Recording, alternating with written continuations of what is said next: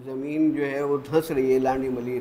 कराची के स्पॉट्स हैं जो कि सब्सिडेंस के लिए उनको नोट किया गया सैटेलाइट डेटा के थ्रू, जिसमें आपका लांडी आता है, कुरंगी आता है, मलीर आता है और इवन नॉर्थ कराची आता है। अच्छा, ये 3-4 और इवन डिफेंस भी आता है। ये 4-5 स्पॉट ऐसे न्यूक्लियस जो हैं वो ऑब्जर्व किए गए हैं जहाँ पर डिफरेंशियल सेटलमेंट जो है वो ऑब्जर्व की गई। आपके अंदाज़ा है कितने इंच जो है वो नीचे जा चुके कुछ? ये तकरीबन आई थिंक 15 सेंटीमीटर 15.5 सेंटीमीटर तक ये नीचे जा चुके हैं।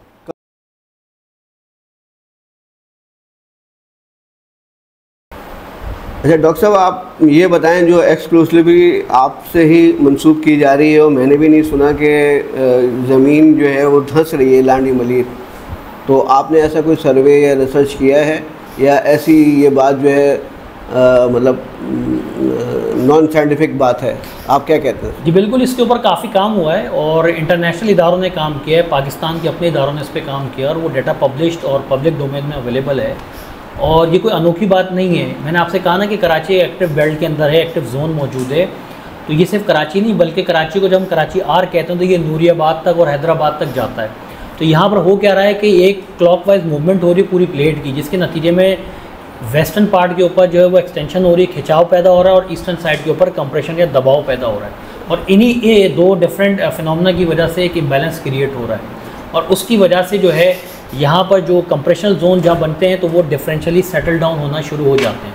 तो एक तो बुनियादी वजह ये है। हाँ, अगर पानी की वजह से डिफरेंशियल सब्सिडेंस होती तो बहुत तेज़ी से होती, यानी वो स्पॉन्टेनियस होती।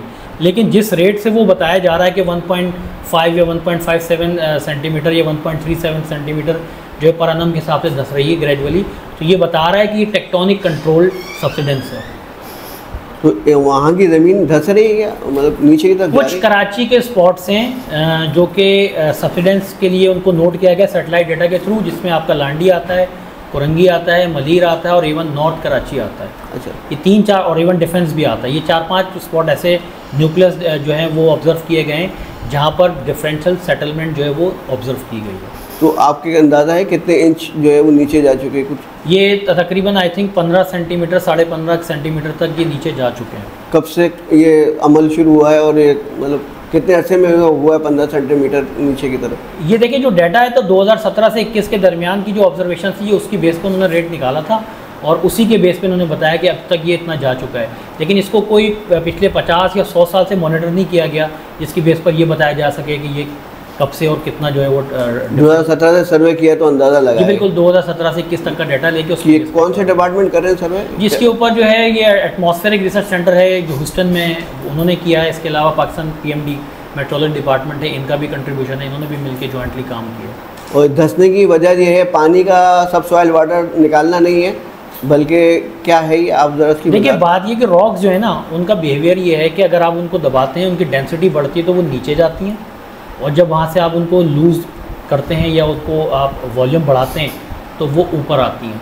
उसकी वजह ये होती है कि उनका डेंसिटी डिफरेंस आ जाता है।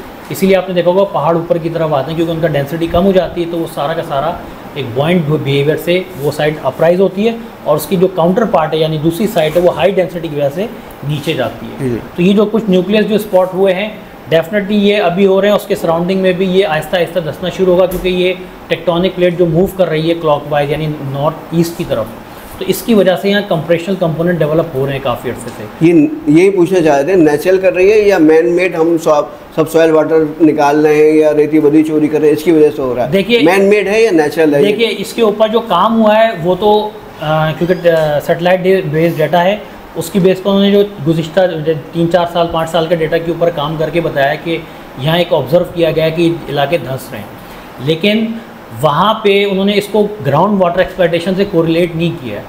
तो ये कहना बड़ा मुश्किल हो जाएगा कि ये जो आपका सब्सिडेंस हो रहा है वो 100% टेक्टोनिक की वजह से या उसमें कुछ कंपोनेंट ग्राउंड वाटर एक्सप्लॉयटेशन का भी है या दोनों की वजह से हो रहा है। तो इसके ऊपर रिसर्च की ज़रूरत है। अभी रिसर्च चल रही है इसमें? इसके ऊपर रिसर्च हो नहीं रही, लेकिन इस पर रिसर्च की ज़रूरत है। मतलब फाइनली नहीं कह सकते कि नेचुरल है या मैन मेड है? नेचुरल तो है क्योंकि जो प्रोसेस चल रहा है उससे तो सब्सिडेंस हो रही है, लेकिन ग्राउंड वाटर उसके ऊपर जो है ट्रिगर कर रहा है उस प्रोसेस को या नहीं कर रहा, उसके लिए ये कहना कबल वक्त होगा क्योंकि हमें इस चीज़ के लिए ऊपर काम करना पड़ेगा।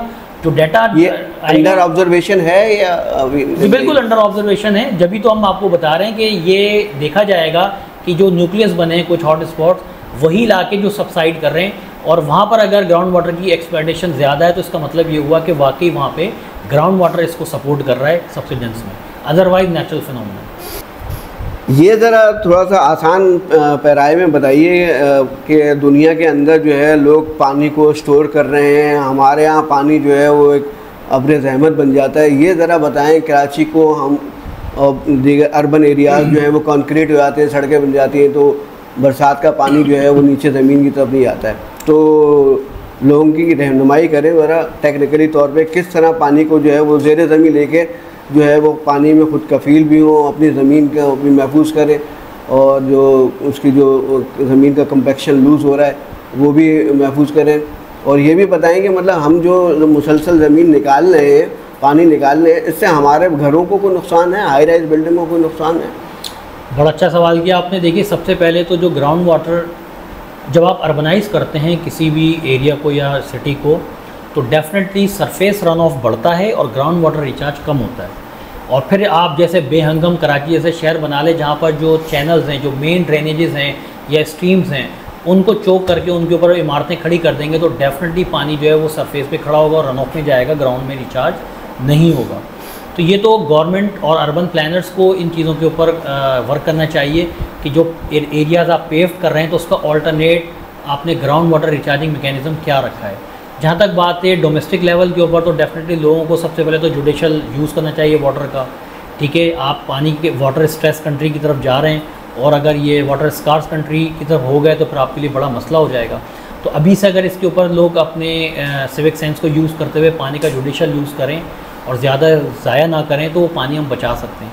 इसके लिए बहुत सारे इंतजाम हो सकते हैं, जिसमें एक छोटा सा ये है कि आपने देखा होगा कराची में या ज़्यादातर लोग जो शावर लेते हैं, तो शावर का पानी की बजाय अगर आप बाल्टी के अंदर उस पानी को लेके उसको आप शावर के लिए यूज़ करें तो आप 50 से 60% तक पानी सेव कर सकते हैं। अगर एक बाल्टी में अगर आप सेव करें तो कराची इतना बड़ा 2-2.5 करोड़ की आबादी का शहर है, अगर वो बचा ले तो अच्छा खासा पानी आप सिर्फ अपने जो है वो सैनिटेशन से बचा सकते हैं। इसी तरीके से जो ग्रे वाटर यूज़ होता है, यानी कि आपके जो किचन वगैरह के अंदर पानी होता है, उसको ज़ाया होने की बजाय आप उसको जो है वो अल्टरनेट यूज़ की तरफ लेकर आएँ तो वो पानी ज़ाया होने से बच जाएगा।